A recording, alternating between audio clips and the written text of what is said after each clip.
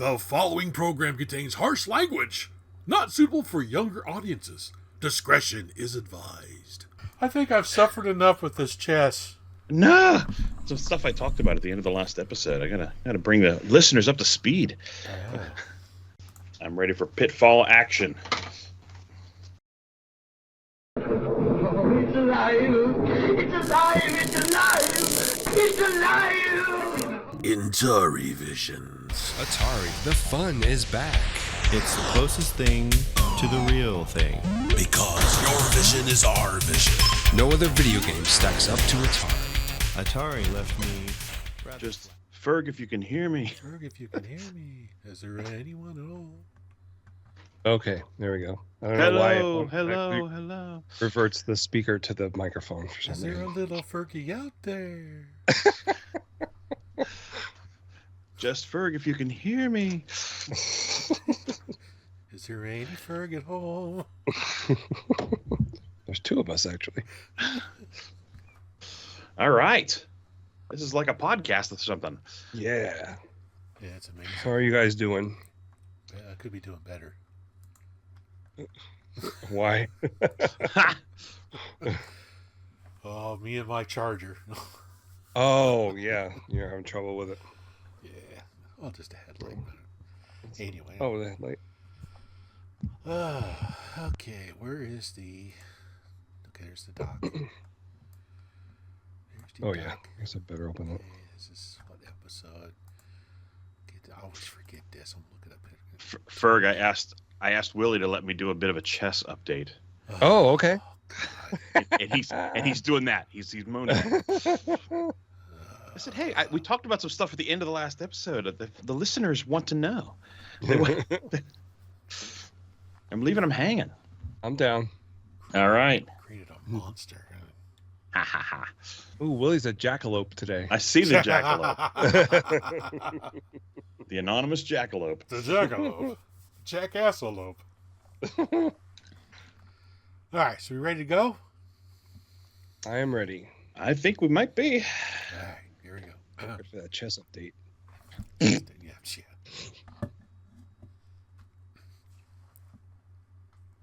Welcome everyone to episode 28 of InTariVisions. Today we'll be talking about Pitfall.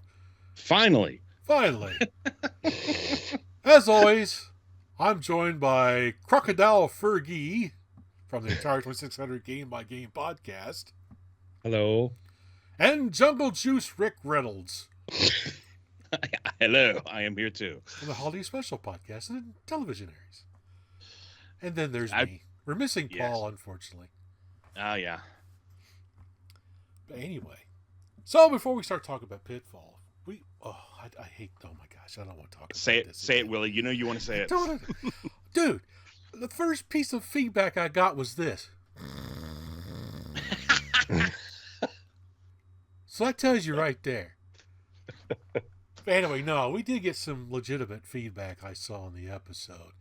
Of course, Paul commented, he goes, wow, now I know why Rick keeps his hair so short. Oh. That was based off that picture. He had that afro. He's put like my the face Bob on, Ross of chess.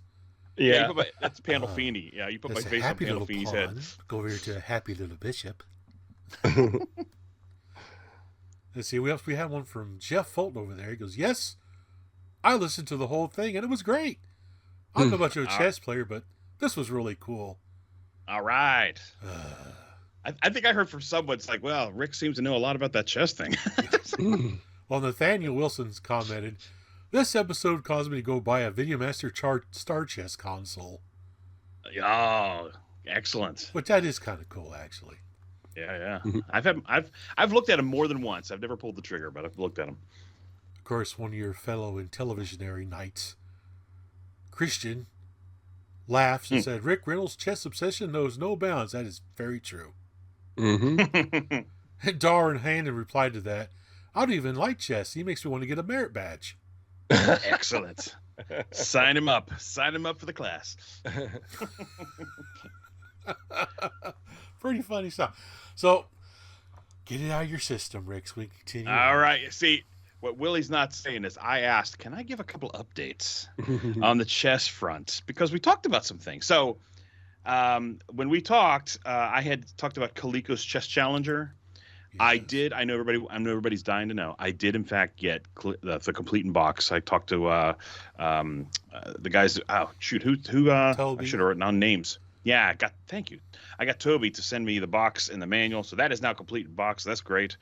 While I was at it, I thought, well, I'll get a Atari 2600 computer chess. I never had that on card, so I got that one. I got that one put on the shelf with the others. But the big one is I got a complete in box Video Cart 20 for Channel F, the chess cart on the Channel F, Willie, which we were talking about, and I got it, and I was really excited about it, and it didn't work when I plugged it in. Because these are old carts, right? Yeah. And they're kind of rare, so I didn't spend $3 on it. I spent a good bit more than that. But our buddy E5 Frog, I guess it is, on Atari Age and stuff like that does all these homebrews for Channel F. Mhm. He fixed it for me. I sent it to him over in which Nordic country is he in? I'm forgetting now. But I sent it to him, and he fixed it and sent it back, and the little light blinks and everything now. So Willie, you and I need to do a chess video with Channel F cart. Yeah, it's cool. Yeah, that's one of the cartridges that Scott and I didn't talk about because chess puts us both to sleep. We wouldn't make it through the episode. So I guess we'll do a Channel F files with you and I. You can talk about chess while I sleep. Yeah, well, we could do a video thing. I thought it'd be fun to have it play against, like we've done before. I think that'd be fun. We could do that. But now we got the real thing. You gotta point the camera down, check out the little flashing light and stuff. It's cool. And then one of the things I talked about that I and you guys are both, I think, semi-interested in was I talked about this board I was going to get where the pieces move by themselves. Oh yeah. Oh yeah, right. Yeah, so that has arrived, and do they run it's off the pretty end cool. commits? They're so bored. No, they do not. It's a pretty cool deal. It's a little finicky, as you might guess, but I brought it both to to do two different scout event things. Like one of them was a gaming session, a gaming thing we do at Christmas, and I had it just sitting there, and I told one of the boys, I said, check out my new chess set, right? Yeah, because he had the badge and all that kind of stuff. So I make a move, and we're just looking at it, and he's like, yeah, it's pretty cool. And then it moves by itself. He goes, what is going on? Ghosts! It's frozen empire. It was very funny. And I had it at the last time I did the Chess Merit Badge, and that was a real highlight for those kids to see it, moving the pieces by themselves. Everybody wanted to give that a try. So That is cool. So yeah, it's kind of neat. Like I say, it's a little finicky. It doesn't play a very fast game, but it's pretty neat because what'll happen is you make a move and it'll move and you make them, and then all of a sudden one of your pieces just wanders off the board. There we go. It got bored. It's because he's captured it, right? So he moves your piece off first, and then he moves his piece where it was, But if a kid's not expecting it, he's like, wait, why is he moving my piece? What's happening now? It's just all the way off the side of the board. So yeah, having fun with chess still, and I promise it's out of my system. Have you noticed that? I don't think it is. Have you noticed, Probably Rick, not. that Ferg is so bored that he's editing the show notes as you talk? He put his head down. I heard the snoring. He's typing stuff into the show notes as you talk. Well, now cool stuff in the chess world. Always, we can make this a regular thing if you guys want. I can keep doing updates, everything. No, I think not. Anyway, let's see. What's everybody been up to? Let's start off with Ferg. What have you been up to lately since the last time we recorded? Oh God, when was that? Was it? It wasn't this year, was it? Was it last year? It was last year. Yeah. Yeah. Before Christmas. Well, let's see. For Thanksgiving, we did turkey and no. No. I've been trying to play my Switch more because at the end of the year, it told me that, like all the other apps, it tells you how long you listened or played or whatever. Yeah. I only played for 17 hours last year, so I think I gotta play this some more. I only got like 5 or 6 on mine. I've had it for a year. Oh God, yeah. But the big game My The Messenger, I started playing that. I really enjoying that. It's kind of like an 8-bit type of game. And Suica game, which is a very relaxing, very calming. Not, I don't know how to describe it. So what you do is it's kind of like Tetris, but you're dropping fruit into a basket, and different fruits, when they get next to each other, will make the next fruit. Like if you have a cherry and then you drop a cherry next to it, it'll turn into a strawberry, and then so on and so on. Yeah, oh yeah. But it is so much fun. It's very relaxing, and it's nice music in the background, and it's a lot of fun trying to get to the watermelon. Some of those games you can just zone out to. Yes, exactly. Yeah, I like those kind of games too. Yeah, and trying to get back to regular podcasting, which is proving to be more difficult than I originally imagined. Hey, you've been keeping with it. No props to that. Well, I 2 episodes this year, which I think is more than I had last year. Yeah. How about you guys? What have you guys been up to? Oh well, Rick. Well, I got my most recent kind of acquisition-y thing. Well, I got a couple of things, I guess. Chess. No, this is not chess related. I promise. I got a hold of either of you know what a Commodore 116 is? What? A Commodore 116. No. So there was a Commodore 16 that came out. Right. And it was part of this TED series. There was a Plus4, and there was a Commodore 16.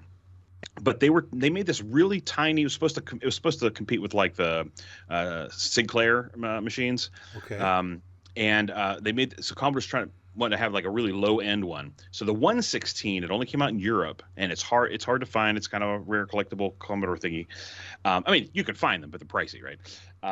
But I got a hold of a 116 from Germany, I think, for a reasonable price. So that's a new fun thing in my collection. I haven't been able to try it yet because I don't have a PAL monitor, but one thing at a time. We're getting there.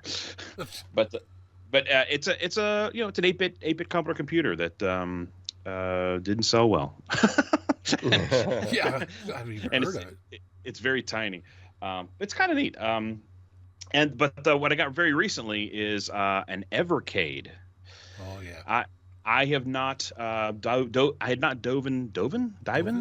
I did not dive into that until very recently here. So I got 3 carts. I've been playing around with them a little bit. I'm sure everybody knows what the Evercades are. I got the EXP model that has the HDMI out, so I can plug it into a TV.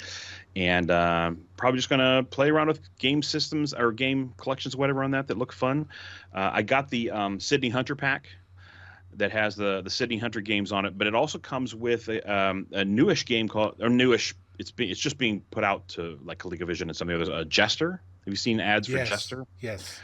So I was playing Jester on it. Man, that is an interesting game. It is sort of Pac-Man-ish, but like picture mazes. The screen you're on is one of 9 mazes, a picture of 3x3 grid. So when you like go out the tunnel on the right, you're going into another maze, that kind of thing. And you have to clear out all of this area by getting these treasures, but like you have to pick up torches to keep the lights on, as it were. So like if you don't pick up the torches, once you run out of torch power, the maze goes dark. You're just kind of wondering. Jeez. It's a super interesting game because there's plenty of torches to pick up, but like just enough, right? So you have to kind of gauge, and you might have to leave one behind in part of the maze, and then go back for it later, kind of a thing when you're running out. It's interesting in terms of some resource balancing along with the maze movement that I like. So that's probably the newest stuff I've been playing around with. Nice. Wow, that's pretty awesome.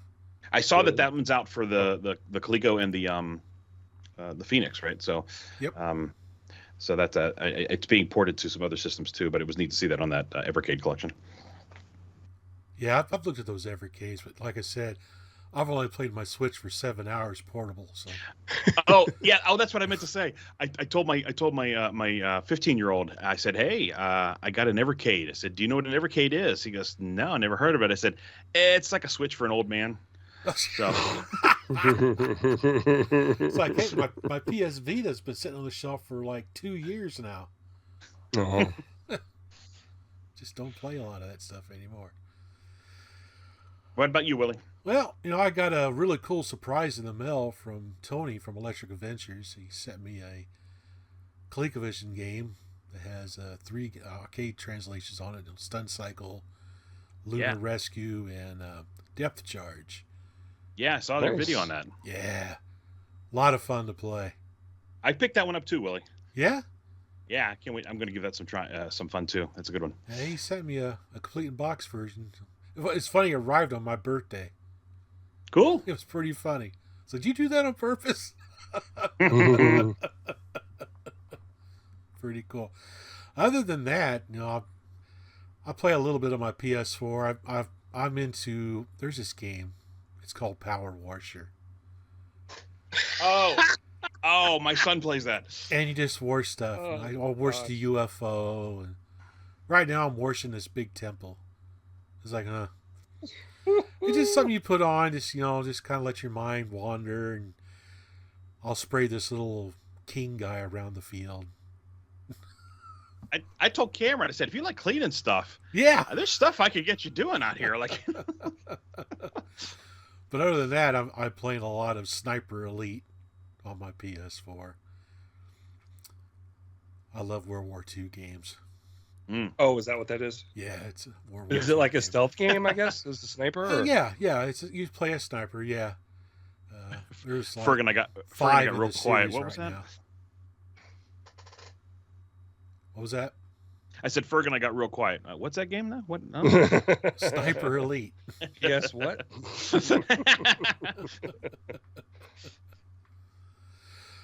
But yeah, I've been playing a lot on my PS4. Just like Uno, and some other things. The Atari 50 collection.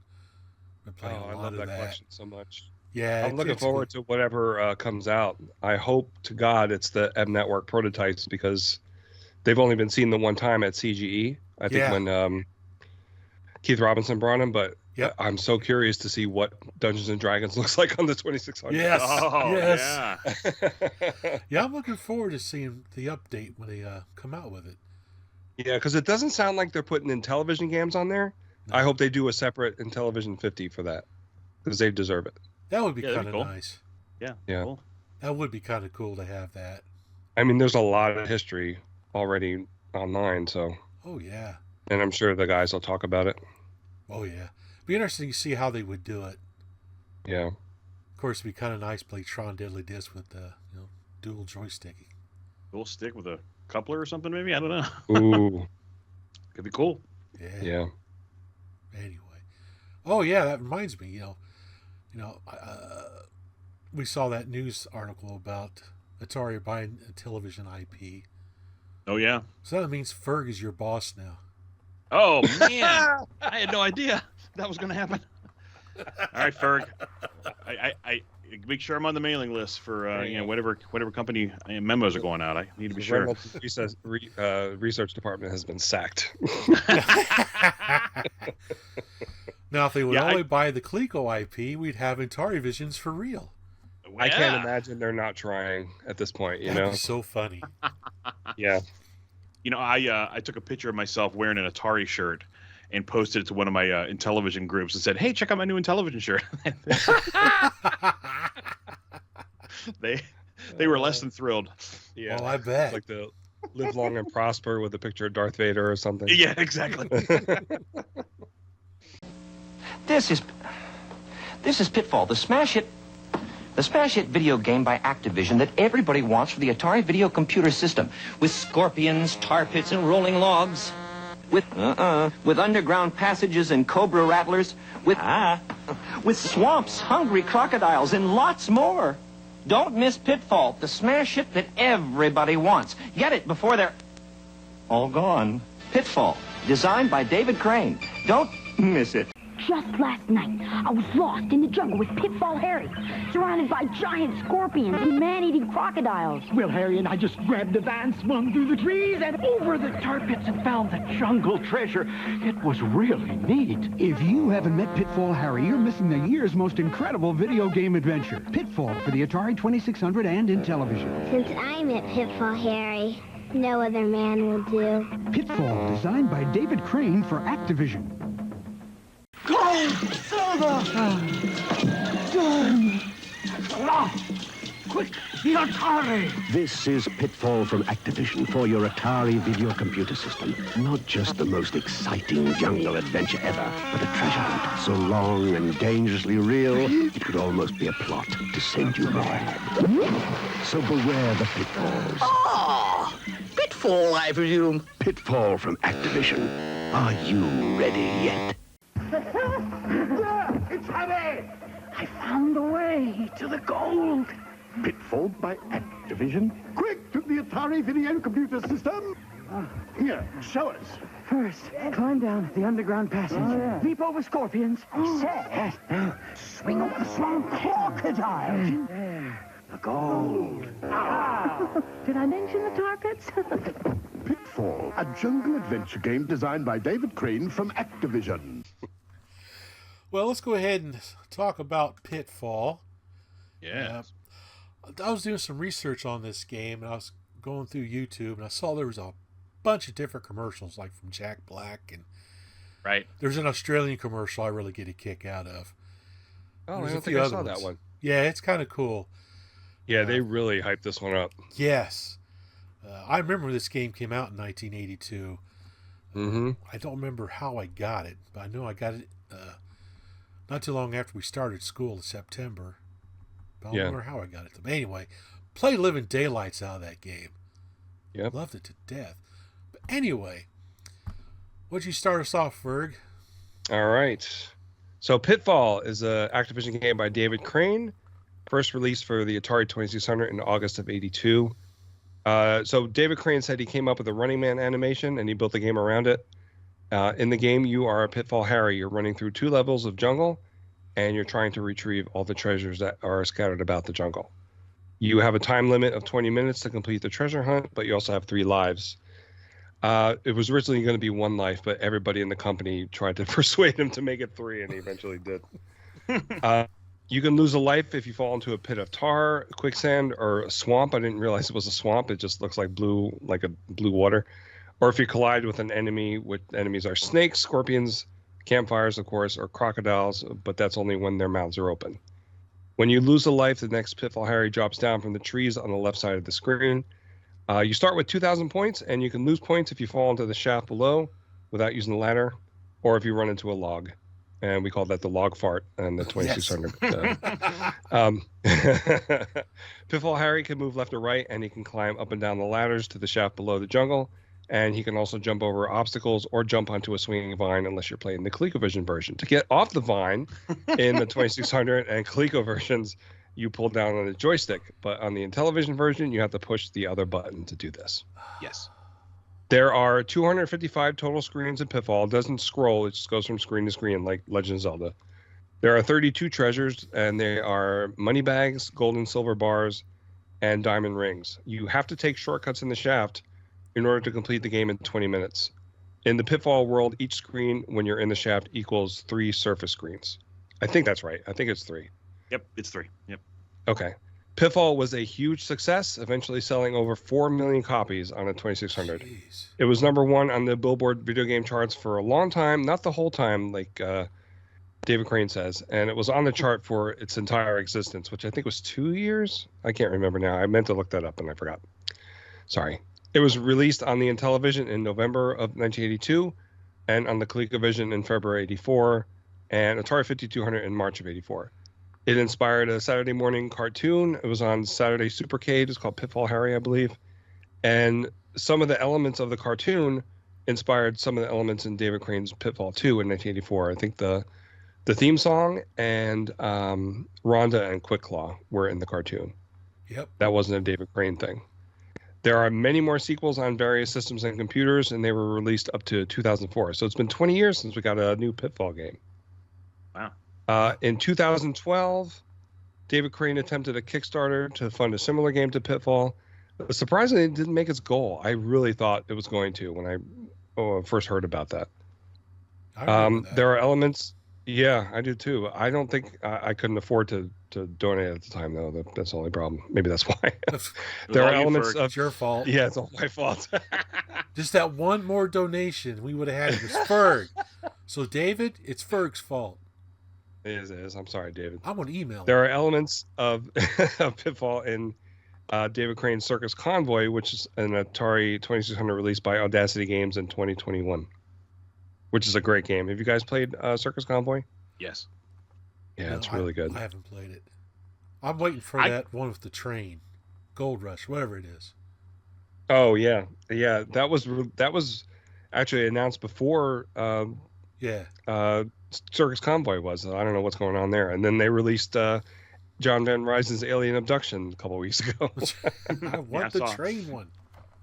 All right, so I didn't add this, but thanks for whoever added this. So the treasures, the ring is worth 5,000 points. Ooh. The gold is 4,000, silver bar is 3,000, and the money bag is 2,000. So the perfect score is 114,000 because you get the 2,000 starting points. And when you drop into the shaft, it's 100 points, it's minus 100 points. And when you hit a log, it depends on how long you hit the log, it'll take points away. I'm not sure what the exact metric for that is. I remember when we would play that, we just we just read it wrong. Yeah. Watch the thing spinning down your points. So, like Willie, I remember this coming out, and I know I had it, but I don't know when I got it. I think I probably got it soon after it was released, because I was already working by then, so I had money. And and I played the hell. I think this was my favorite game at the time. Oh, I played the living daylights out of it when it came out. It kind of. Once Pitfall 2 came out, I didn't play it on the 2600. I played it, I think, on the 800 in my friend's house, and that kind of eclipsed this for me. But then when I did my episode on Pitfall, I kind of appreciated it a lot more. That was episode 100, right, of your podcast? 100, yeah, and you got me the interview with David Crane. Yeah, and I was scared to death. Oh, it was glorious. It was great. Yeah. I told David you were nervous. Like, he's a nervous guy now, so take it easy on him, Dave. Yeah, that was I think I even wrote in the description it was a InTariVisionary size episode because of the interview. Yeah, right. It was a great episode. It's definitely worth the listen if you love Pitfall. It's definitely worth listening to. Thank you. Yeah, I played this a lot too. The kid, I remember distinctly the kids up the street having it, and we would just go up there and we would play it and play it and play it, and then we played it enough that when I saw it came out for InTelevision, I asked for it, and then so I played it on my InTelevision, but it was kind of weird. Like we had played it a lot already, and so like I kind of didn't have that initial new game feel when I got it. Oh yeah, because it looks exactly the same. It is the same, man. Well, the sound's a little bit better, which we'll get to that. But I mean, I remember playing it and going, yeah, this is Pitfall, and I have vague memories of like thinking, okay, I want to attack this game and try to do better at it, get good at these skills or whatever. I don't have memories of how long I worked at it, but I know I definitely had it for the InTelevision because I loved it so much on my buddy's Atari. I think I might have played it some at my cousin's house. My memories of playing Atari are like 3 places: 2 friends and my cousins. And so I think I might have played it some of my cousins too, although I have a lot of memories of River Raid there. But yeah, this was definitely a game we played a ton of and just couldn't get enough of it. So we were talking in the chat. I think I mentioned that I remember reading somewhere that the missive at Activision was that they wanted to make their games the same across all the systems, which is kind of a weird thing now, right? Because it didn't really play up to the strengths of each system. Like and Magic ran with that. They made the game so much different. So when we do these, it's hard to it's hard to compare. But there are definitely some comparisons. There are some comparisons, yes. Yeah, there's a little. I mean, I've mentioned one under my breath already. Maybe. Maybe. Yeah. But yeah, it's a good game. It's one of the first of the platforming type games like this, I think. I should have put in the notes about the pseudo random number generator thing. that made all the screens, but it's not. When I think of that, I think it's like it just randomly generated, but it's not. It's the same every time, even down to where the vine is when you get to the screen for the first time. But I'm not really sure how that works. I tried to read Raising the Beam while we were talking, but I couldn't understand. So it's. Go ahead. Sorry. Like in computers, pseudo random numbers are it's a lot. You actually pay a lot of money to get real randomness in computers. So this idea of having a constant series of numbers that every time you run the program you get that same series back out again, even though it appears random, that's a thing that dates way back. So gotcha. So he would have had some way of having this series of bits and bytes or whatever that are coming out of whatever he's got, and that value would control, if bit 6 is on, it's got alligators. If bit 7's on, it's got it'd be that kind of thing. Yeah. And that order, once they designed it, once they liked it, it would immediately just give you all 255 screens just by the nature of the way it comes out. So is that magic number 255? Once you get to 256, something happens, right? 8 bits in a byte. Okay. With 8 binary digits, you can count from 0 to 255, and then it'll flip over back to 0 again. Kill screen coming up. Kill screen coming up. Well, let's talk about box art. Yes. We'll start for the Atari one. Now, something I noticed with this, is this a scan of one of your boxes, Ferg? No, this is from Atari Age. Okay, so see, it's signed by David Crane. He's like, hey. Oh, it is. I didn't even notice that. It is. It's signed by David Crane. I got a Pitfall 2 it's signed for him, but I don't have a regular Pitfall. That's kind of cool. Yeah. But yeah, I love this box art on the Atari 2600 version. Every time I see this box, out in the wild, it just brings back a lot of great memories of playing this game in front of the TV while it's snowing outside, having a good old time. Watch my dad scowl because he wants to watch Mannix or something like that. Oh, this kid swinging vines again. Yeah, we were relegated to the black and white TV in the basement. So.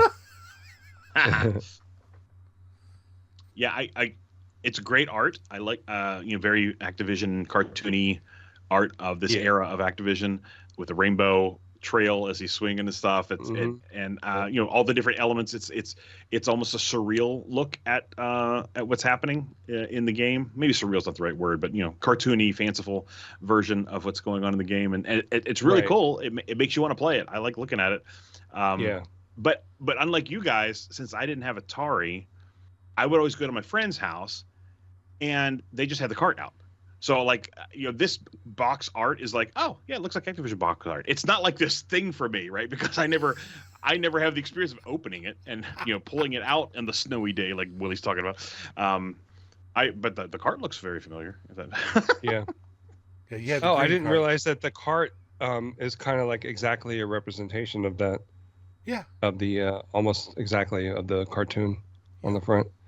Yeah, I think they wanted to get away from the fanciful art of the Atari games and put what was actually going to be in the game on the cover of the game. Yeah. Of course, you get a blue cartridge. It's like, we don't get to see no game at all. Right. The 1989 reissue, 88. I can't remember. I think it's 88. I'm not 100% sure though. Okay. Yeah. Got to cut those costs, baby. Yep. Going through their blue phase. Yeah. And this is my ignorance coming out. So that is Activision re-releasing it later. Yes, Activision. They also re-released some of the Magic games in black boxes, actual boxes, not the ones that drop out at the bottom. Gotcha. Yeah. And Activision carts, not the Magic carts, also with the blue label. Man, I remember seeing all sorts of Activision games and Magic games and stuff in like dollar bins. Mm-hmm. Back in the late 80s. Yeah, I do want to get my hands on one of the black Magic boxes. I haven't found one yet. Black and Magic box? Yeah, like the reissue. They made them black instead of the silver. It was Really? black outline. Yeah. Mm-hmm. Oh, I didn't know that. Yep, and they had the blue labels like this. Oh, that's kind of cool. Yeah, a couple. I think the main ones you know and love, I guess. Oh, yeah. Oh, what about the InTariVision box here? It's kind of interesting, and they went with like a surrealist type of look.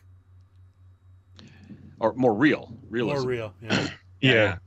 Yeah, I like I said, this is the one I had, and again, I don't think I don't have any memories of the time thinking, oh, it's different than the Atari one. It was just, oh, it's Pitfall, and brought it home. So yeah, it's pretty cool. You got Pitfall Harry there swinging kind of towards towards you. You're holding the game box and he was coming at you.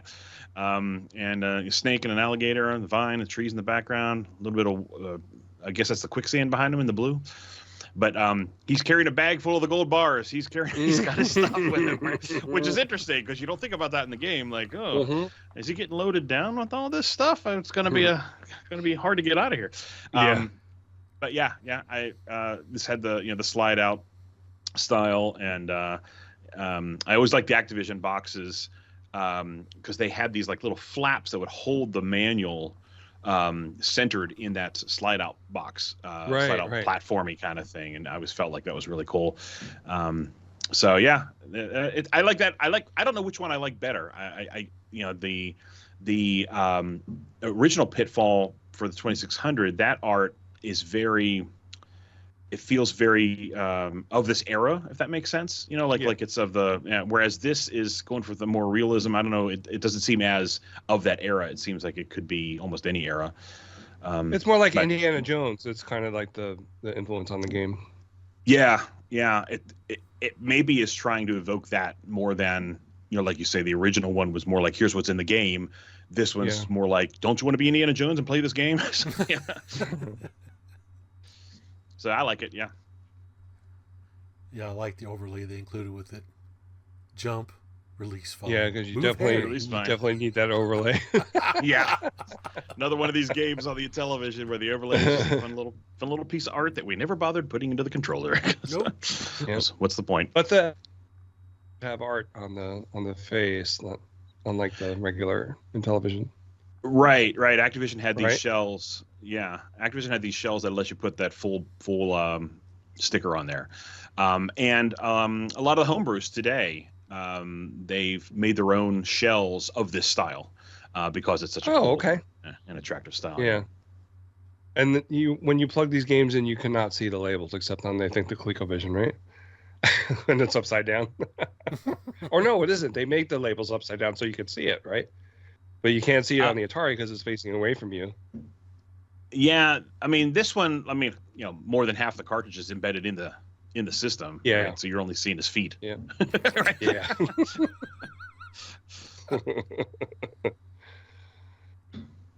So the ColecoVision version, this one's pretty basic. Just shows a shadow of Pitfall Harry swinging across the word Pitfall with the jungle scene at sunset in the background.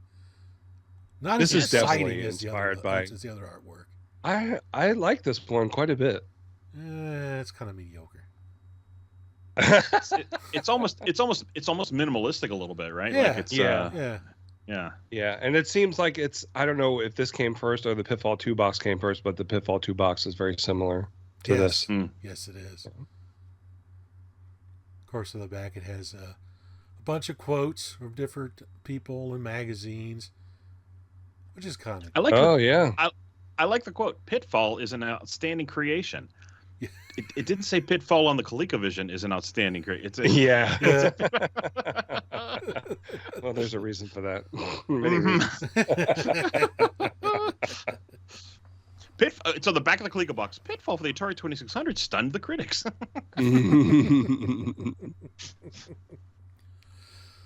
So let's talk about the sounds and gameplay. Start with the 2600 version. Well, the sounds are pretty basic. You have a sound when you jump. You have a sound when you fall. You have a sound when you die. I think it's the I can never remember the name of the march. Schumann, I think, was the one. It's the dragnet thing. Oh yeah. That's in Donkey Kong as well. Yeah. Right. And then the Tarzan yell for when you swing across the Always like that. stuff. Yeah. Remember the first time I heard that, it just cracked me up. Yep. And there's some kind of a. I'm sorry, I was just going to say, when you pick up a treasure, there's a. about that too. Charge. Yeah. Yeah. Yeah. Right. Yep. That's right. I forgot about that. Yeah. I think this one is in mono too, which is unusual for a 2600 game to be in mono. Weird. Very weird. So one thing I've noticed when I first started playing Pitfall in 2600, I guess I always took the hard route. I always went to the right. Real? Did you? Yeah, because that's the way he was facing when you start the game. I think I started that way too. Yeah. Okay, so I have a note about that then. Okay, because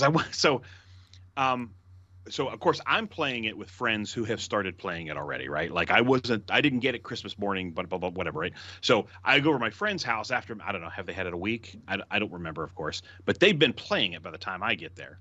And so I was taught from the start, go left. Like, I never went to the right. And if you play it very long, you're going to quickly learn you should go left. Like it's just like a lot easier approaching these levels going from the left because of the way the logs roll, because of various things, right? But so I have this mindset that gamers of our era, you run to the left on Pitfall. Everybody knows that, right? But then I go and I watch these YouTubers. Oh, someone's done a cool YouTube thing about some of the best Activision games. And I'll click through it, and everybody's on Pitfall running to the right. And I'm like, hey, it isn't Super Mario Brothers. Pay attention to what you're doing.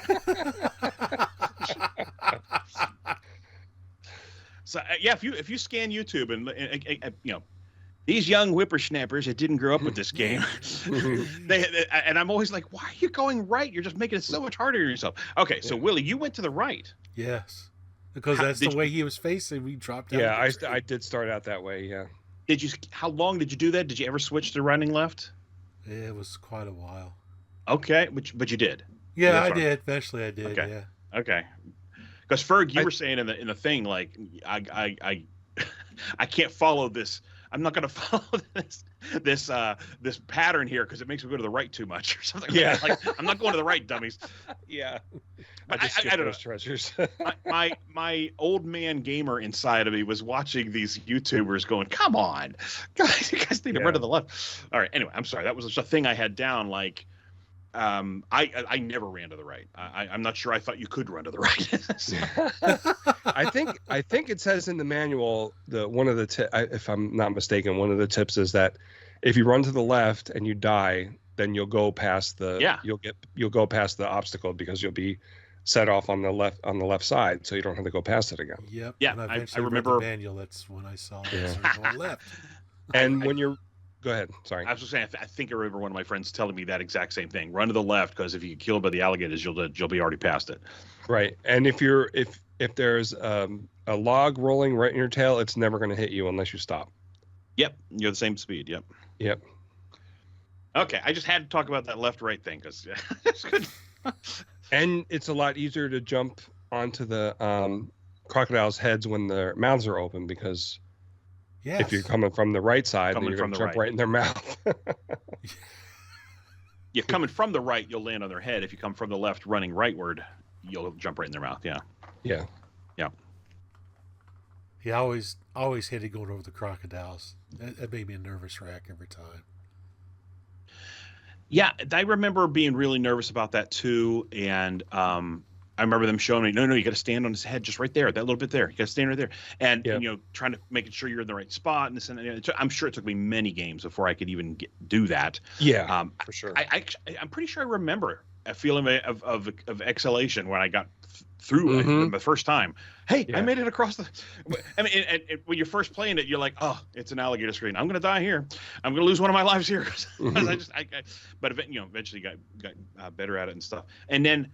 I don't know how old I was or how long it was or whatever when I actually saw someone like just jump across them with their mouths open. Yeah. And I was like, you could do that? I don't know if you can do the third one with the mouth open and not the third one. You can't just I don't think across. So, yeah. Right.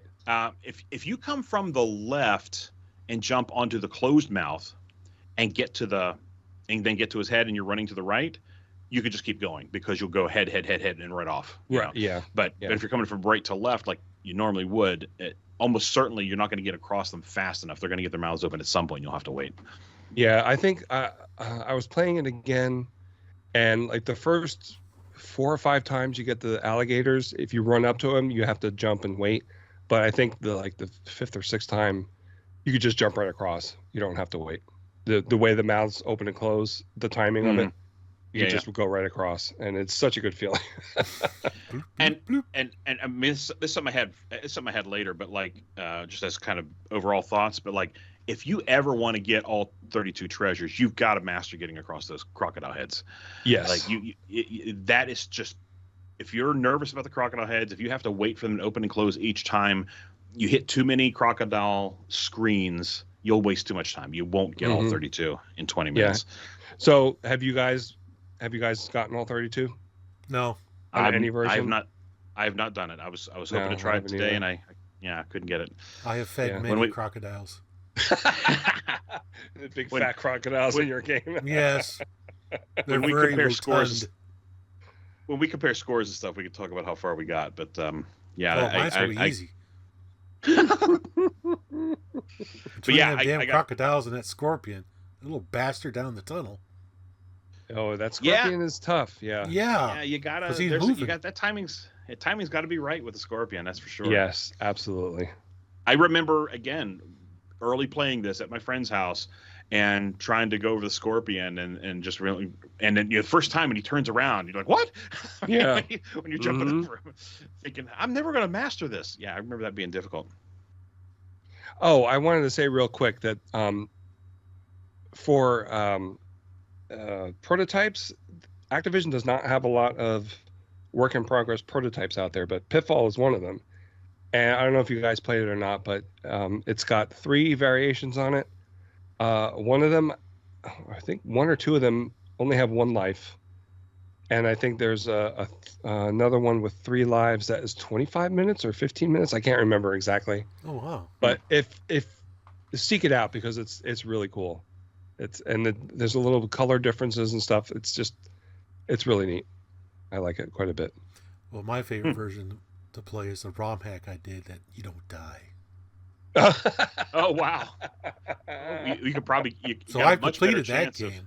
Yeah, you might have a chance at that one. Yeah. Yeah. How did you do that, Willie? I used a hex editor, whatever, find out what values would change when you die. Gotcha. I used to do a lot of ROM hacking. That's cool. Yeah. I'm assuming if you press like the what is that called? When stuff hits each other. Shit, I can't remember the name of it. Collision detection. You can turn that off in Stella. I imagine you won't be able to like get on the vine or anything like that. No. Right. You wouldn't be able to pick up a treasure. Yeah. Yeah. You just flick it back on when you get to the treasure. Yep. Yeah. Click. And turn it off again. Grab it. Turn it off. Just stop the timer and give you infinite lives. That's all you need. Yeah. You can complete the game. Yep. But any of you tried to map out the tunnels? Yes. I tried also. Gave up because I couldn't live very long. So, as this is what I wonder. I don't know. I don't have memories of as kids understanding the 3-screen, 1-screen trick with the tunnel. But I'm thinking I don't either. But maybe we did. But like once I know we recognized that if you went underground, you went further. And I think we were just so nervous about missing a treasure. Mm-hmm. by going underground, right? So if you don't map it out, like you're not have any confidence that you're in the right place or not. So I don't think as kids, I don't think we use the underground passages the way you're supposed to. At least right. I don't have I don't have memories of it anyway. Maybe we did and I've forgotten. But I do know that we got I remember getting reasonably far in the game as kids.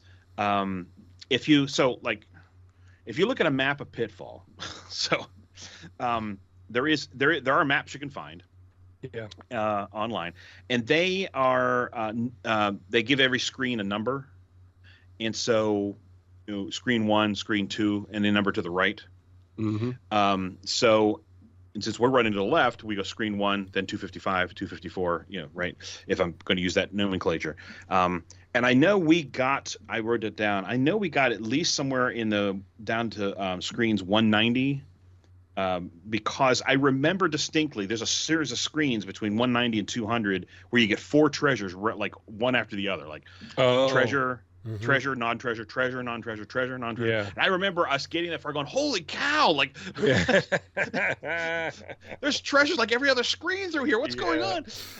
So I remember that excitement as kids. So I know we got to that section of the map, but again, I don't remember at that age drawing it and calculating it and all that kind of stuff. Now, later on as an adult, I started trying that because at some point I learned about the 3 screens and kind of got the idea that, you're going to have to take advantage of the underground tunnels to get closer to where the treasures are, that kind of stuff. And I started drawing a map, and I've lost it. I thought I had it somewhere. I was going to tell you guys about what I'd done, but I can't believe I got more than 50 or 60 screens into my mapping. But I do remember mapping it and then recognizing, okay, I can go down here and I'll get all the way to here if I follow this tunnel. But like if you follow that tunnel, you'll run into a wall and you won't. Yeah. It doesn't make a complete tunnel path. So I remember doing that and thinking, I'll use this to get further and I'll keep mapping. But I never finished it, and like I say, I'd be surprised if I even did 100 screens that way. Yeah, I tried recording my gameplay on our Betamax player. Oh my! I tried to make maps. Yeah. That's cool. Yeah, that is cool. I had a pad of paper with me, and I was drawing them, and I'd move to the next screen and draw it and get killed, and then start again. Well, I would draw it, but I would record my gameplay so I can pause it. And yeah, that's smarter. That's cool. Slow motion, and every time I learn shortcuts, I would re-record the gameplay, came with the shortcuts, so I get farther into the game to map even more. Yeah, that kind of came to the end when I recorded over on my dad's TV programs. Yeah. Where's Dallas? He's all into his show, and all of a sudden there's this guy swinging on the vine. What the? I'll never find out who shot JR. Yeah. Will he? Oh, man. So yeah, I don't know what you guys want to talk about in terms of like the mapping, and like if you go online, you'll find a couple different guides on how to get through Pitfall in the most efficient way possible and still get all the treasures. Right. And I found, I've got it in my hand, or I printed it, a map of Pitfall made by Ben Valdez in 2002 is the copyright on it. And it has, all 255 screens with this, little labels to, on what's on what. And he has in there the most efficient path through marked. So if you're looking at the map, like you can just follow that through, and he claims it's the most efficient. I'm going to claim it is the most efficient, but I don't think it's the one you want to do. So Ferg, your desire to not go right made me look at this map again. I mean, the meat of the middle section of the map, there's just no two ways around it. You're going to follow the tunnels that he has marked, because if you follow other ones, you're going to skip too many treasures and you're going to have to backtrack. Right. And there's a sense in which this is the right way to go, right? Yeah. But at the very beginning of the map, because of where you're placed when you start, and you have a choice of right or left, the optimal way through, and what they mean, I think the way they're talking about it being optimal is you have to cover the fewest screens. That's optimal. Mm-hmm. So if you to get the fewest screens, you do have to start by running to the right, and you have to run 11 screens to the right before you start running left after that. Now, 11 screens to the right, if you don't like running right, that's a lot of screens for running to the right. Is there one or two? I think there's at least one crocodile, right? There's two. Yeah. Oh, there's two. Okay. 2 crocodiles coming to the right, which is, I think, the harder way to go. Yeah. Or maybe I'm just used to the left. But so I was looking at the map and I was looking at the other paths. You don't have to go. Like, the problem is on screen I think it's 6. So just from where you start to the right, 6 screens is a treasure. So you've got to get there at some point if you're going to get them all. So if you could wrap all the way around, but you might as well get that one while it's close is kind of the idea. Gotcha. So the way I've got this set up, the way I went through this is if you run to the right 11 screens, and then follow the optimal path. The opening, what I call the opening, is 21 screens, 11 of them running to the right. Okay. The same opening you can do by starting off running only 6 screens to the right. Just run to get that gold brick and come back. And if you do that, it's 22 screens, but you're only having to run right 7. And I'm going to say that's a better route because you don't have to run right as much. Okay. It only costs you 1 extra screen in terms of the optimal path, is what I'm saying. I didn't actually count. Oh, I see. Okay, gotcha. I didn't do the math for how many screens you have to run through to actually get everything. But like this one here, you only get 1 more screen, and you don't have to run right. You drop 4 screens to the right, which I think is worth it. So I started with this modified version of the optimal path, and I think I like it better because you just run 6 to the right. And by the way, this, in my opinion, the screens that are past that gold bar that you have to run 5 more screens before you get to the down to go below and go left. Mm-hmm. Those are harder screens in my opinion. I think I usually die out there somewhere. So if I can get that gold bar and turn around, I think I'm at a better start. I think I have a better start and better chance to the game. And again, it only costs me 1 extra screen. Okay. So I think it's better. I think I found something better. The Reynolds Gambit. The Reynolds Gambit. Yeah, there we go. The Reynolds Gambit. Yeah. So well, since we're talking about this, here's what I've done to try, and I have not beaten it, so maybe this isn't the right solution, but this is what I'm trying to do. I have a big yellow pad of paper, and I have down there 11 steps. If you notice, we should give some credit to No Square Gamer, right? He posted on one of these forums, I think in 2010, maybe was that when he posted that? It was a long time ago. Yeah. He posted how to beat Pitfall, and he had 9 steps. Do these 9 steps, and you'll beat Pitfall. Of course, step number 6 is run left 63 screens. So I have my modified version has a couple extra steps in the beginning, so it's actually 11 steps. But I just have them in big, bold handwriting on this piece of paper. Mm-hmm. 6 to the right, 6 to the left, down. This kind of thing. Yeah. And by breaking it up on the page, it's a little easier to recognize where I am in the flow. And then when you get to like step 6 in his or step 8 in mine, 63 left. And what I do when I start running left 63 screens is I have this pen and a pad of paper there with me, and I just run 10 screens and I mark a tally mark, and I run 10 more and I mark a tally mark, and because I don't want to count to 63. I'm gonna get lost somewhere in the 30s and 40s. I just know what's gonna happen. So I'm like marking it down with the tally marks as I move left, and it's like, okay, once I hit like 50, all right, 13 more screens and we're there. And I did get far in this game. I got to the second to last step in No Swear's 9-step program. I was in step 8. Which, of course, step 8 is a big step. 58 screens left. I was at screen 25 or something like that out of the 58 when I ran out of time. But that's how I'm doing it. I'm counting screens. Every 10 I mark a mark and count again from 10. Because I can't keep track of 63 screens left. That's basic. For sure. But like there's no other route. Like that string of 63 screens, if you take any of the tunnels, you're going to miss too many treasures along the way, and you'll have to backtrack, and it's just going to get much more of a nightmare. You keep talking about these 9 steps to beat Pitfall and everything. It's reminding me of like a Pitfall Anonymous meeting.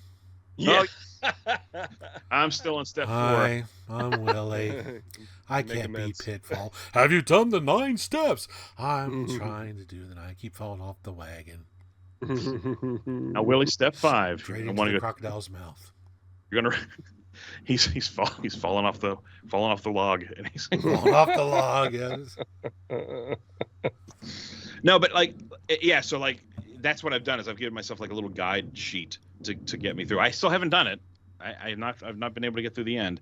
But I have played it out all the way and run out on time, as opposed to losing guys all the time. So I feel like I'm getting better at the game, right? Like I might have a chance. But I mean, last time I played it, and I was having a good run, I got to the step where it's 58 screens left, and I look up and I have 3 minutes. I'm like, oh, crap. Oh no. Which tells me I'm too slow on the alligator heads. You know what I mean? There's something I need to optimize there. Yeah. So let's talk about the gameplay mechanics of the Intellivision version and its sound effects. Sure. Should I start there, Willie? Yes. So it has slightly different sounds, but they're like reminiscent, right? This it's like an Intellivision version of the Atari sounds. Is kind of how I was thinking about it. And I'll be honest, they kind of just blend in my brain at this point. I'm like, oh yeah, Intellivision. So to me, the sounds, I recognize that they are different, but I mean, Willie, you mentioned them being a little better. I think I like the Atari's guttural sounds a little bit more for this game. I actually think I prefer the 2600 sounds myself, but I would not say the Intellivision sounds are bad. I think they're just fine. It sounds like Pitfall. The graphics are almost exactly the same, like ridiculously similar. That was one of the things that when I got it, I don't know what I expected as a kid, but when I got it and I put it in, I went, oh yeah, that's Pitfall. I mean, it was like I was expecting, like, I don't know, more definition in the trees in the background or something, or something that shows me you're on an Intellivision and it's awesome. But it was it looked just like the Atari, and I think, as snobby as it sounds, I think that was a tiny bit of a letdown.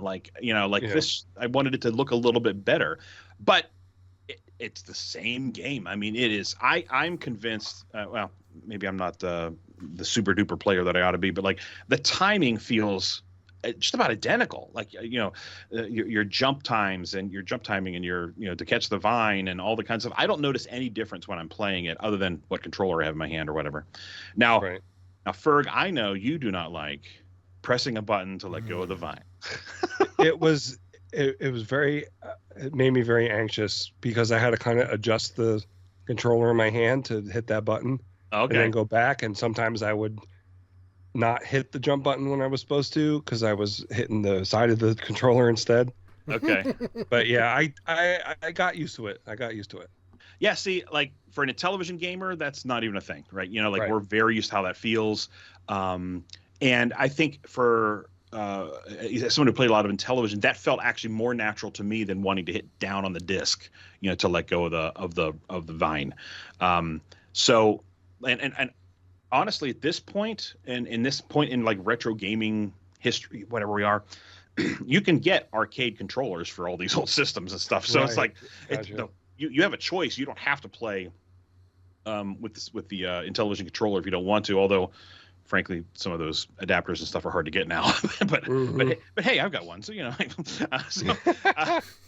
but like honestly, if I guess what I was trying to say about them being very similar in timing and stuff like that, I think you could put an Intellivision in front of me or an Atari in front of me. I could hook up my arcade control joystick, and I play it exactly the same, except on the Intellivision I hit a button to let go of the vine. Like it's just not, it's so similar.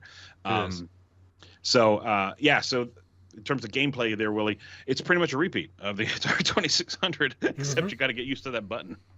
I mean, the only difference I could see graphically was the moving of the vine.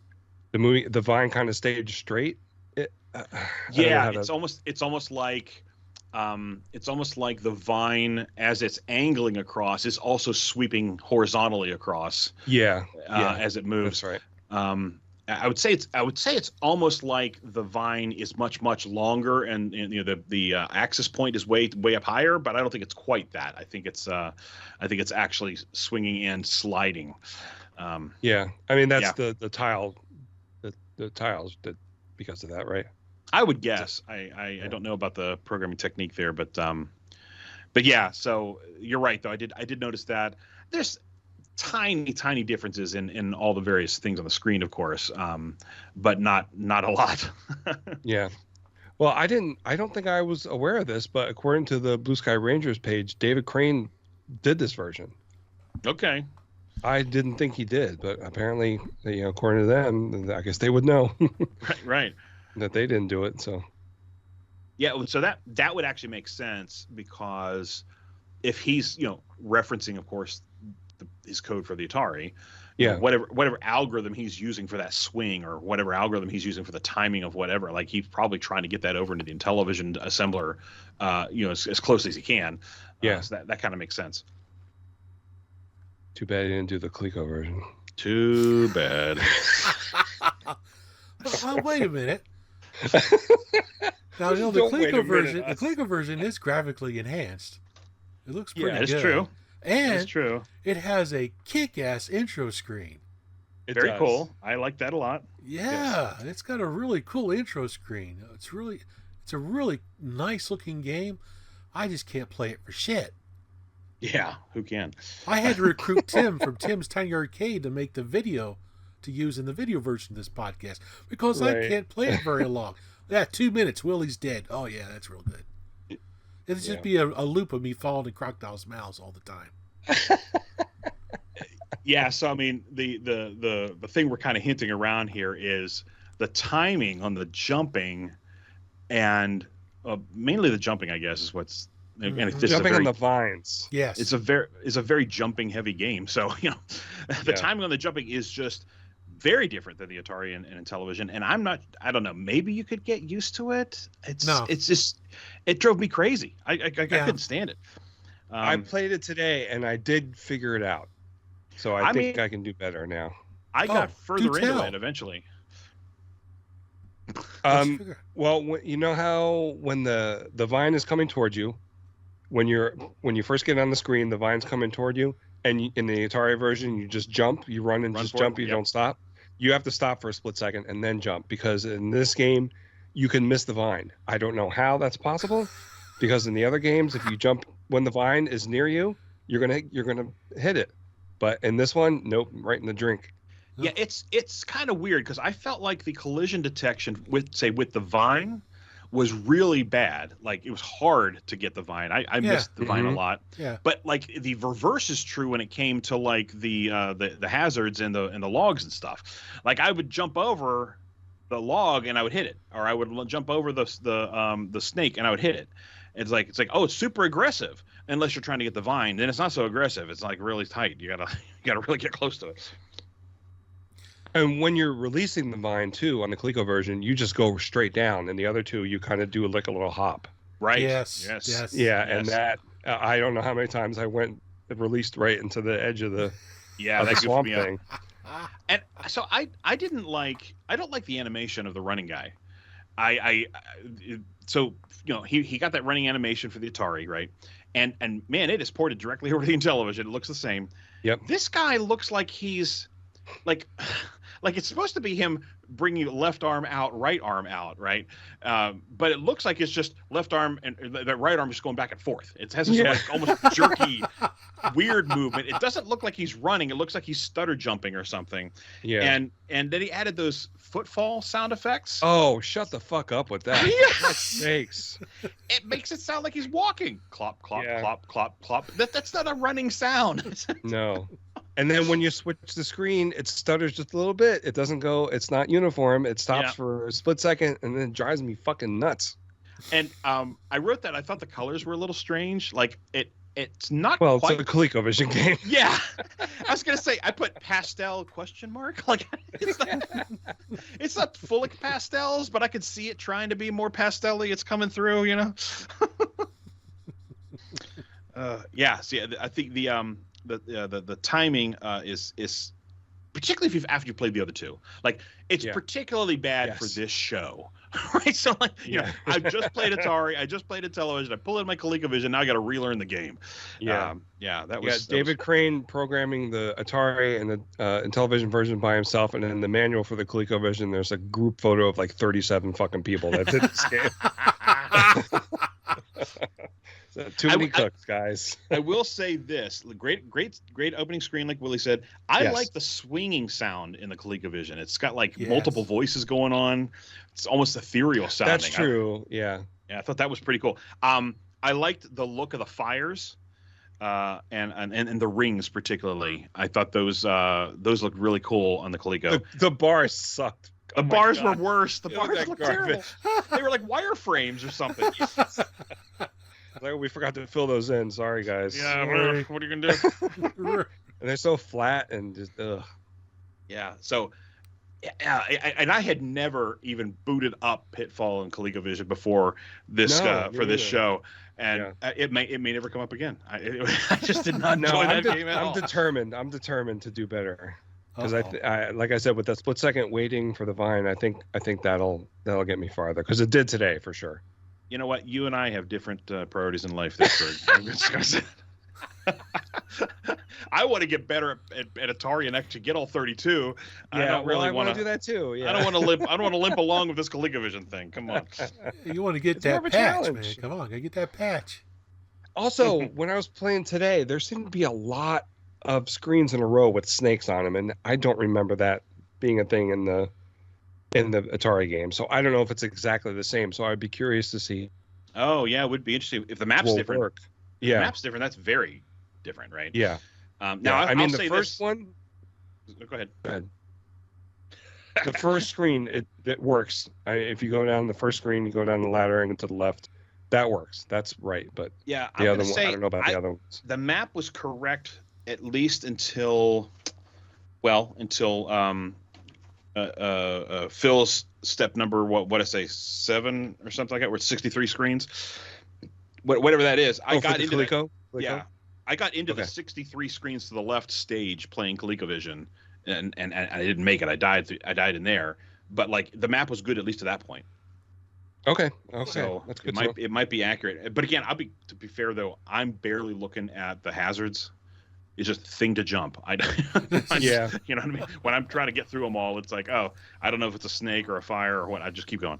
So. Do you guys ever confuse the fire and the diamond ring in the Atari version? Because I do all the time. Yes, I do that. I don't think that's a thing for me. You mentioned that in the chat, and I was like, really? Yeah. Always. I've done that. Sucks. How did I die picking up a diamond ring? Oh. Yeah, I think I posted a picture of me walking into the fire. Yes. Yes. So while we're talking about gameplay stuff here, so like we if you've had, you know, when you were learning to drive as a teenager and you took traffic school or whatever, they talked about stale red lights. What? Or maybe it's a stale green light or stale red light. I can't remember what it was. The idea is stale green light. That's what it is, stale green light. You're coming up to an intersection. The light is already green, so you don't know how long it'll stay green, right? It's a stale light, right? Yes. So I'm struggling with stale open close pits on this game, right? So, like when you walk onto the screen and and you see the pit close. Just as you walk on the screen and it closes, I don't have the guts to run for it. I have to like wait for it to open and close again. And I feel like it's the same thing with like stale yellow. That's what it is. Stale yellow. You didn't see it turn yellow from green, so you don't know how long it is before it's going to turn red. It's a stale yellow light. That's what it is in traffic. Yeah, that seems weirder than the green. But the idea between the stale for me with this thing is like, I want to see that pit closing right when I get onto the screen, because that way when it opens, I know I see the full length, right, of whatever it is, right? Yeah. Right. Whereas if it closes right when I walk on, or if it's already closed, right, you don't know the timing, and you're like, crap, I'm gonna have to wait here because I'm going to be stuck. The other thing that I noticed about the game that I was surprised how it was making me feel. I call this the anxiety screen, where there's an open and closed pit beneath. I know what you're going to say. I think not open and closed. It was alligators with vines and rolling logs. Yes, and it's like I'm trying to navigate this thing, and or worse, or open closed pits, vines, and rolling logs all on the same screen. because like getting that right with the pit about to open on me and all the oh my gosh, I could feel my blood pressure rising as I get onto that screen. Those are, if you don't want to lose points, that's a hard screen, especially if you're going to the left. Or even so, I found a new dimension of this game for doing this show, because now when I play it, I have a map in front of me. I'm trying to get all 32 treasures. So there's a level of gotta go, like all the time as I'm playing this. And so every single time I gotta wait on a pit to open, or every time I come to one of these complicated screens, I'm like, keep moving, you gotta keep moving. And that's when you fuck it up. Yeah, and whereas as kids, I don't think. I mean, we knew there were 32 treasures, whatever. Like we were never gonna get the 32 treasures. We just played it and had fun. It was still nerve-wracking though. But the nerve-wrackingness was of the obstacles on the screen. Now I'm trying to get through it fast. I see what you're saying. This is a different game now that I have this map in front of me. No, you're exactly right. Yeah, in the Atari version with that screen you're talking about with the vine and the rolling logs, they come from the right at the same time that you are. So I think either you're like right in front of them or you're in between them. Yeah. And in the Atari version, I don't know how I do it, but I can move to the pit and jump straight up in the air so I don't get hit. But in the InTariVision version, I can't do that. So I'm like jumping all over the place and then jumping into the pit, unfortunately. And then wow. Okay. Well, that's the other thing I was going to talk about. Like, I was going to ask you guys about, like, I think it just depends on the screen and depends on, how much you're moving and stuff when you walk onto the screen versus if you let go of the controller for a second as you take in the screen or whatever. But like when there's an open closed pit and a vine, like, are you going to wait for the pit and gun it running? Are you going to grab the vine, or does that depend on where the vine is, when you enter the screen? Like, what's faster? Well, usually when I have a pit and a vine with the logs or whatever, and I come running on the screen, it's almost invariably when I start to get halfway across the pit when it's closed, I'll start to get nervous and I'll jump and I'll hit the vine and swing back. Yeah. Swing the other way. Yep. Yeah. Mm-hmm. I think I tend to default to waiting for the vine all the time. There's something in my brain that wants to grab that vine, but I think that's not always the fastest way across some of these screens. If it's a vine, take logs out of it for a second. If it's just a vine in an open closed pit below, I think sometimes running across the pit's the faster. Oh, for sure. Faster way across, right? Yeah. Yeah. Yeah. I don't know. You don't know where. It depends on where the vine is when you open the screen. So and where the open close cycle is. Where the pit is. Yeah. Yeah. So I think it depends on the screen, but I was kind of like really kind of hoping for a rule of thumb to just kind of like, always go for the vine, or no, never go for the vine. That's a waste of time. I don't know what the answer is. I definitely had a lot of close calls on the Coleco version, jumping. When the vine closed, the pit closed, and I would run across, and then I would jump at the last minute, and just make it at the edge of the pit. So there's a little bit of difference there from the other two versions. Yeah.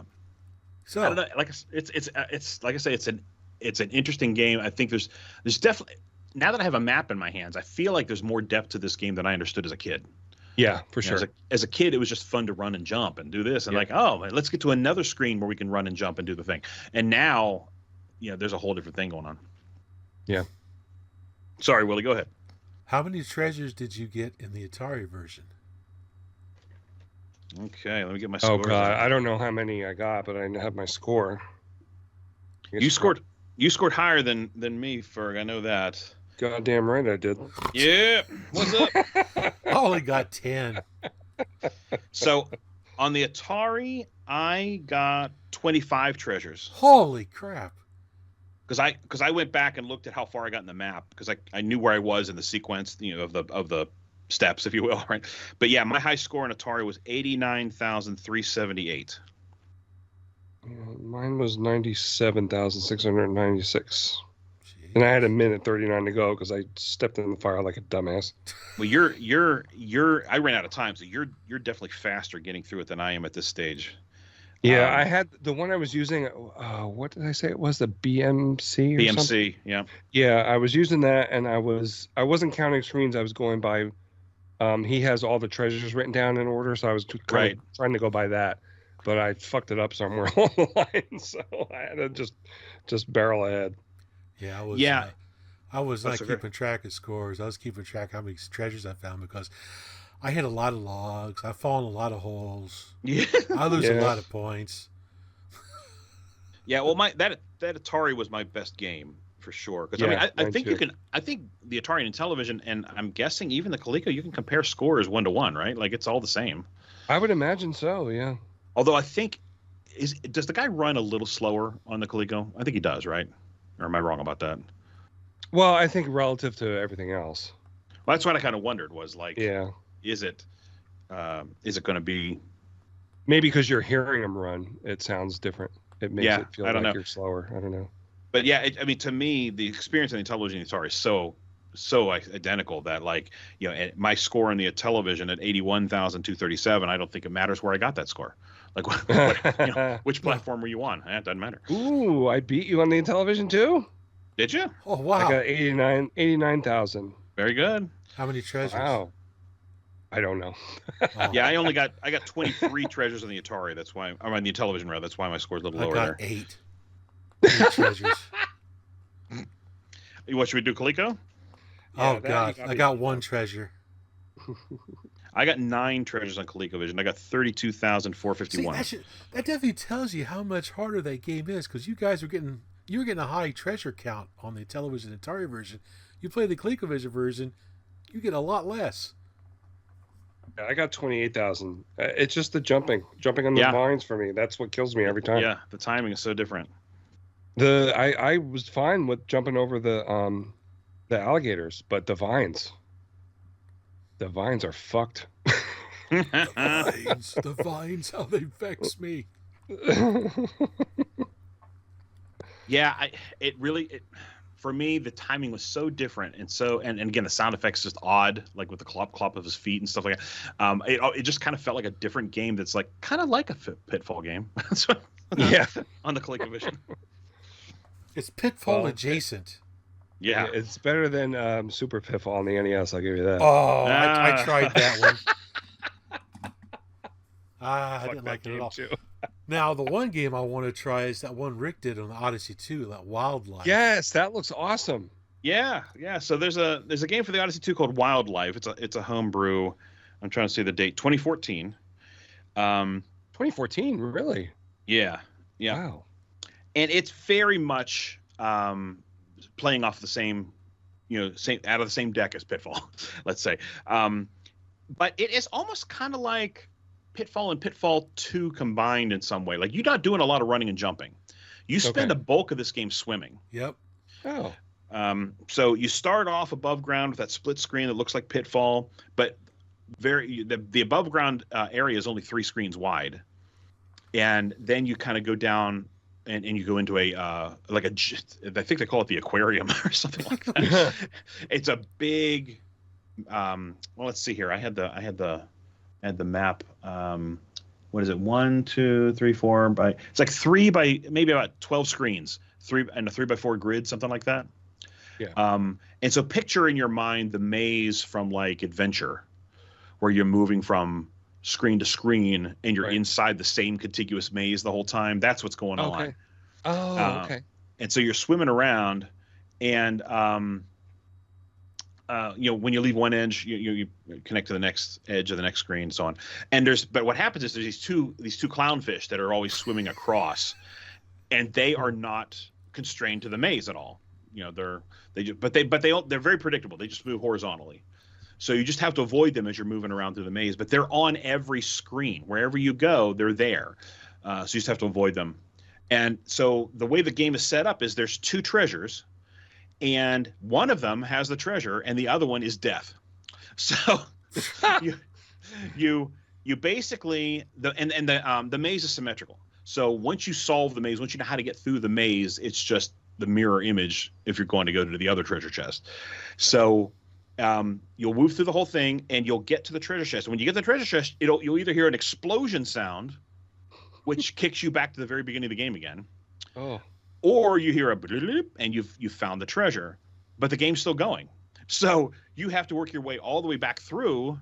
Oh God! Through the maze back to the center, and you have to then go to the right at the very top to where you found the key in the first place. So, oh Lord! but it never mentions that you have to do that in the manual.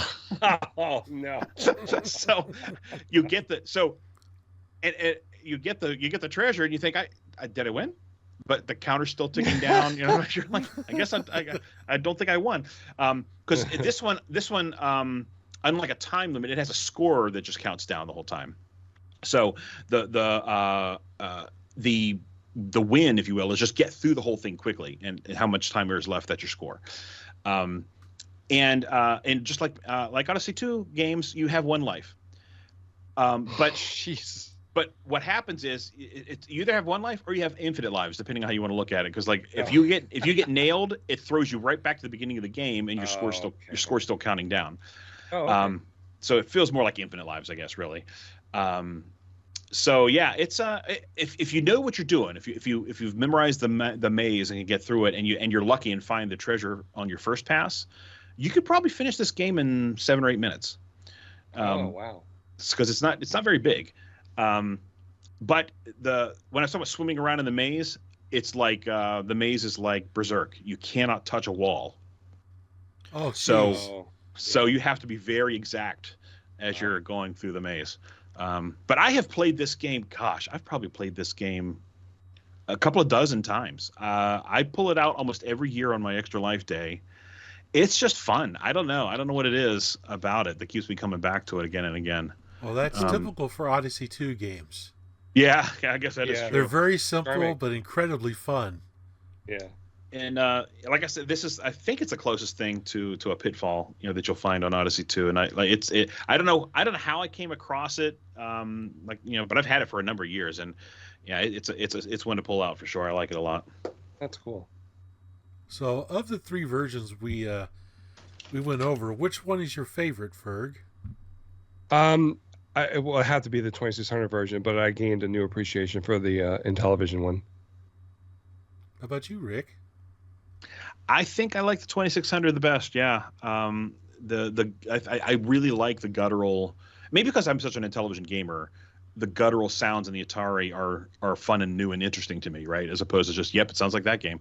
So you just slumming. Yeah. No, I think if I'm going to go down there and attack this again and try to beat it, I'm going to do it on the 2600. Yeah, my favorite's the 2600. How about you, Willie? As well, yeah, 2600. Yeah.